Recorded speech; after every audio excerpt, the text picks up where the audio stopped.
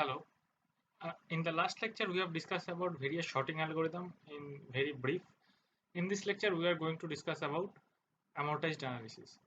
So, amortized analysis are nothing but the performance analysis on the algorithms that are basically operations on some data structure. Okay. So, let us look in the amortized analysis.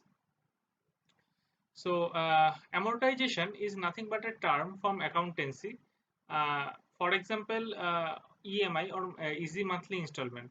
So, those who have probably you haven't done anything or purchased anything on EMI, or maybe some of you in the day of in the age of e-commerce might have bought this phone or laptops in on EMI, right? So, what is EMI? In EMI, suppose the phone you are currently using or the laptop you are currently using, it costs suppose 30,000 rupees, and you do not have those 30,000 rupees at that moment when you are purchasing this laptop or mobile. Okay. Now, what you can do? There are some offers by the sellers where they are telling that they have some contacts with the financial institutions or banks or any financial institution. Okay, so for within which what they offer.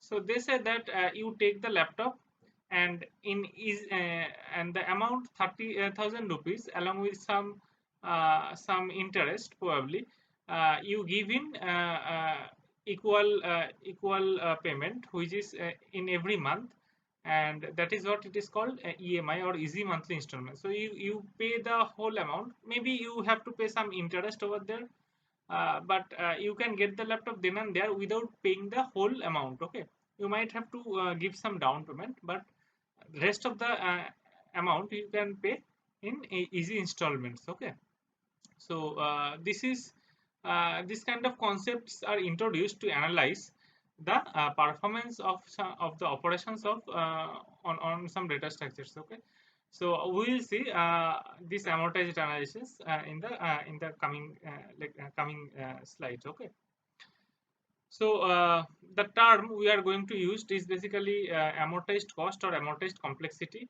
of some data structure or of some of the operations on the data structures. Okay, so what we do in amortized analysis is that we analyze the cost considering a sequence of operations on the data structure, not any individual operations. For example, uh, suppose we have a stack, right?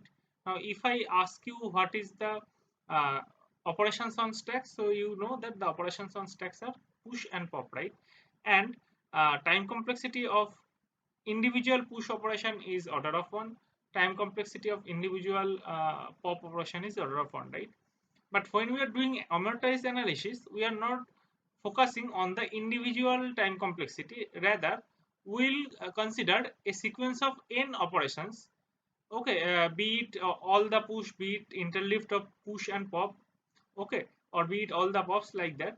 So we'll consider sequence of n operations on the data structure, and then we'll analyze the complexity of this operations on the data structure. Okay, so let us take an example. Suppose we are searching in an expanding array uh, of maximum size n. Okay, so we have an array of maximum size n, but the array is not full. We are putting elements on it. Okay, and at the same time, or when we are putting elements on it, in between that we are having some query on of searching some elements in that. You can take a practical example. Suppose you have opened a e-library where you have the capacity of storing 1000 10,000 books. Okay, e-books. Now you are uploading the books one by one, and the customers of your e-library is basically trying to search a book. Okay, so on the one hand you are putting books, you are expanding the content of your library. On the other hand, the readers are basically searching, right? So this is the scenario. This is a real life example of this expanding array scenario. Okay, so we are searching in an expanding array of maximum size n. So the maximum size of the array is n, but that is not full. It is we are putting element one by one, so it is getting full eventually. Okay. Now expansion and search operation are randomly interleaved, as I already told. So what will be the time complexity of n search operations? Okay, so if we try to find out n search operations, so what will be the time complexity, overall time complexity? Okay, so or total time complexity of n search operations. Now with the knowledge that we have at this moment of performance analysis, what we can tell, so we have mostly done the worst case analysis, right? Or any performance analysis we have done till date is basically we focused on the worst case analysis. Why? Because we know that if we have the worst case time complexity, any scenario with any instance of input, the algorithm cannot perform worse than that. Okay, it means that we have an idea how worse the algorithm can perform, but that essentially does not give us the idea how well the algorithm can perform in an average case, right? So so so let us so let us first look what will be the uh, worst case complexity for this n search operations. Okay, so in case of worst case analysis, how we'll analyze, we'll tell that each search operation will take order of n time, right? Where n is the maximum size of the array. Now since each search operation take order of n time in worst case, so n such search operation will take in total order of n squared time, right? N time order of n, which is order of n squared time. So this is what the worst case analysis tell us. Now the question arises, is the upper bound correct? Now if you look at it, the upper bound is obviously correct, but this upper bound is not the tightest. Okay, why? Because see, the array is expanding, right? So suppose in the example of 10,000 books, suppose you have uploaded at this moment 1,000 book, right? Now someone is searching, so the complexity for that is order of n, is that is order of 1,000, right? Now you have added 500 more books, so the next time someone searches, the complexity becomes order of 1500, right? So that means not all the search operation has the worst case complexity of order of n.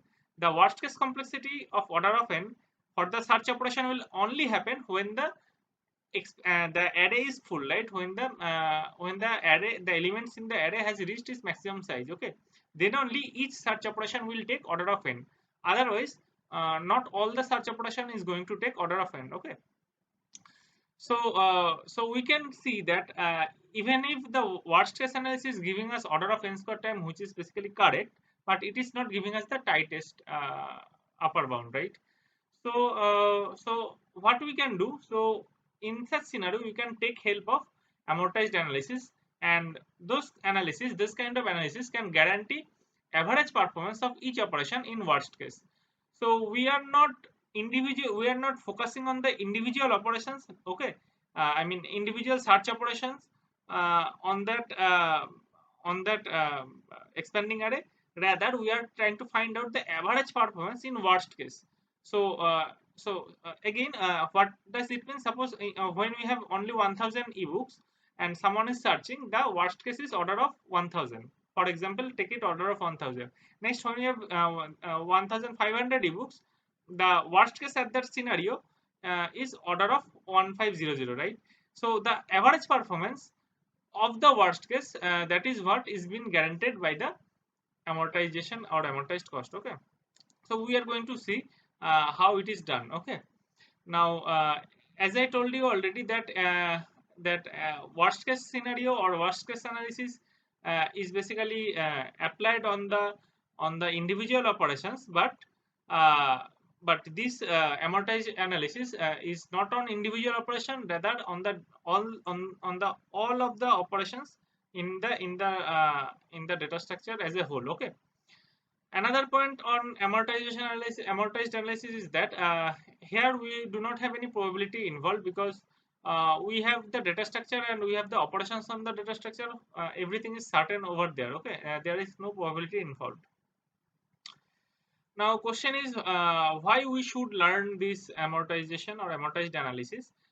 We will show that the average cost uh, of an operation can be small even if a single operation is expensive. Okay, so in the coming slides we will have an example of stack where we have a new operation except push and pop, which is called which we are going to call multi pop, which can basically pop a k number of elements when k is some positive integer. Okay, and if the array have at least k elements, or I will come to the details in later.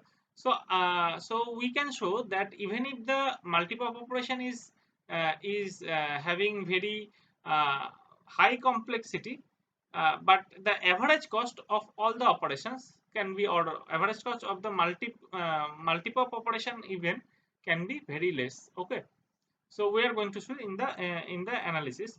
Now coming to the amortized analysis, there are three techniques using which you can do this amortized analysis. They are the aggregate analysis, the accounting method, and the potential method. We are going to explore all the three one by one, and for all these three techniques, we are going to explore the same examples of stack operations and binary counter. Okay, so for aggregate analysis we are going to see the examples of stack operations and binary counter, how the operations are how the operations there are basically are analyzed using the aggregate analysis. Similarly, for the same to example, we will apply the accounting method and potential method one by one. Okay, and that's how we are going to learn this amortized analysis. So that's the end of the introduction of amortization or amortized analysis. In the next part, we are going to focus on the aggregate analysis.